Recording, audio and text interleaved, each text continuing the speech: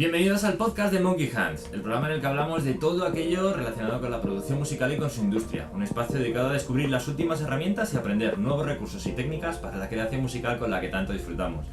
Episodio número 78, es miércoles, nos toca hablar de los recursos de producción del tema de la bamba. Pero antes de nada, recordaros que en Monkey Hands formamos productores, DJs y técnicos de sonido a través de nuestros cursos presenciales y de nuestras conferencias con expertos semanales. También contamos con la plataforma de promoción Monkey TV, en la que damos a conocer a nuestros alumnos a través de entrevistas y de sus sesiones en directo más personales. Como siempre, recordaros que estamos disponibles en las plataformas de podcast iVoox, Spotify y iTunes y a través del vídeo en YouTube. Para más curiosidad, ya sabéis, monkeyhands.es y a través del correo electrónico cualquier duda que tengáis, cualquier propuesta o cualquier comentario que queráis hacerme, info@monkeyhands.es. Y ahora ya sí, vamos a comenzar con los recursos de producción, que este tema es muy característico. Sabéis que hemos cogido un tema más añejo, más vintage, así que pues es interesante hacer un repaso un poco de los equipos que se utilizaban en estos años, ¿no?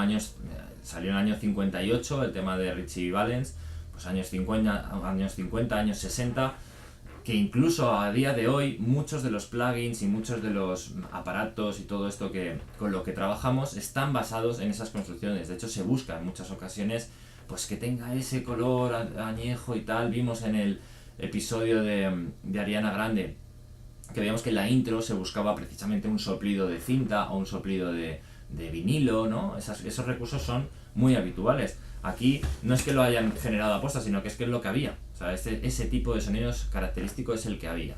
Si os detenéis a escuchar la voz, sobre todo, vais a detectar un tipo de reverb, pues bueno, que es muy característica de esos años, que se hacía a través de un eco de cinta, ¿no? Un tipo de tape delay que veréis también en los plugins. Hemos visto también otros episodios que hay spring reverb, que es a través de un muelle. La fuente sonora incide en ese muelle y el resultado es un tipo de reverberación, lo que traen los propios amplis de válvulas y estos que pesan tanto. Bueno, pues este tipo de delay lo podemos emular y podemos, a través de algún plugin que esté construido con esta finalidad, o con un plugin que no esté hecho así, pero teniendo en cuenta ciertos parámetros, podemos, pues eso, simularlo y podemos recrear ese sonido.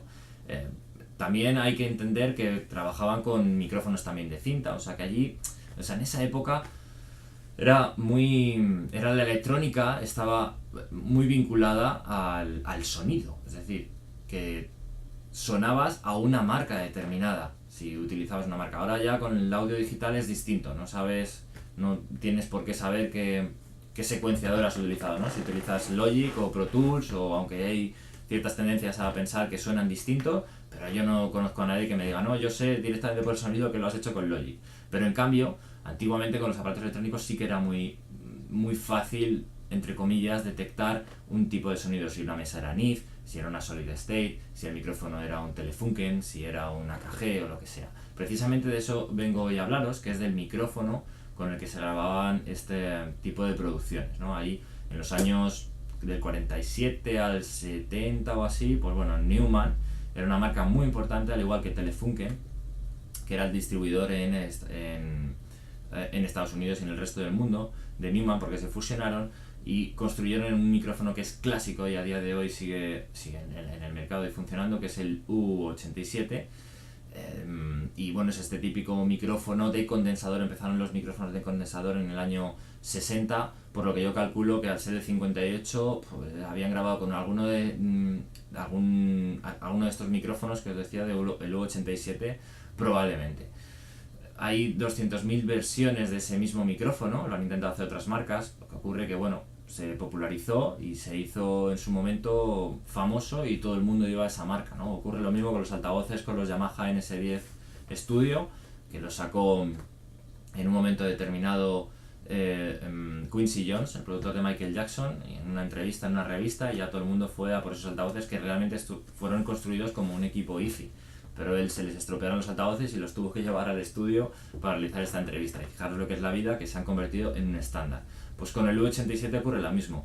¿Quiere decir esto, Bruno, que ese micrófono es el mejor del mundo, que cuesta 4.000 euros o lo que sea, y con eso puedo grabar todo? Pues no, tiene una aplicación muy concreta. No todos los micrófonos valen para todos los sonidos, ni para todo el tipo de música, al igual que ni todas las guitarras, ni todas las trompetas, ni todo siempre lo puedes encajar. O sea, cada cosa tiene su aplicación, ¿no?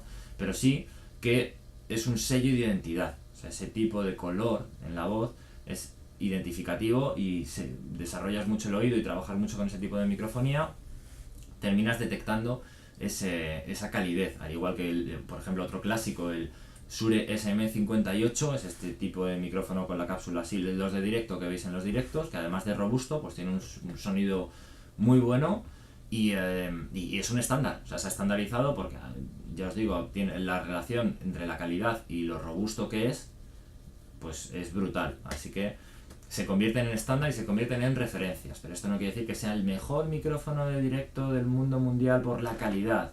Bueno, pues al final se populariza por algún aspecto en concreto, alguno de estos productos, y ya está, y permanece en la historia del sonido. Pues eso, aquí ocurre igual. Este tipo de micrófonos vais a ver que da una característica, y es que tiene los micrófonos de condensador tienen una sensibilidad mayor a un micrófono dinámico, y es capaz de recoger un espectro mucho más plano y más amplio. O sea que los matices de la voz van a ser captados mejor con un micrófono de condensador, que son los típicos que veis en un estudio, con respecto a un micrófono dinámico.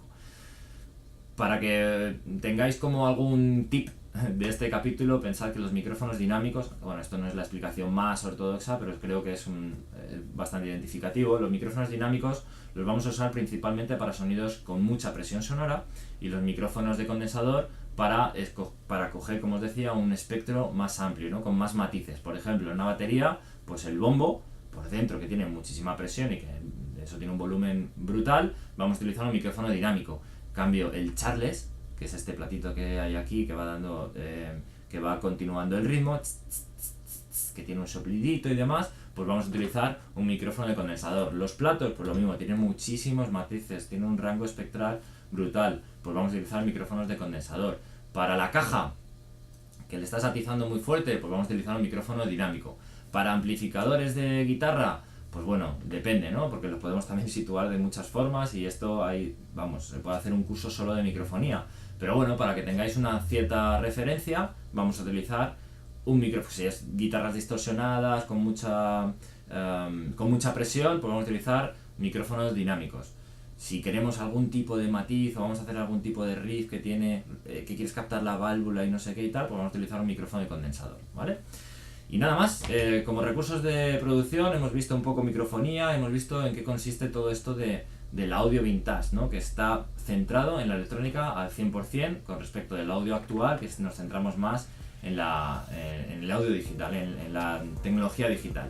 Mañana continuamos con el software, vamos a relacionar el tema de los recursos de producción con el software y a ver qué os parece, ¿de acuerdo? Así que mañana os espero. ¡Chao, chao!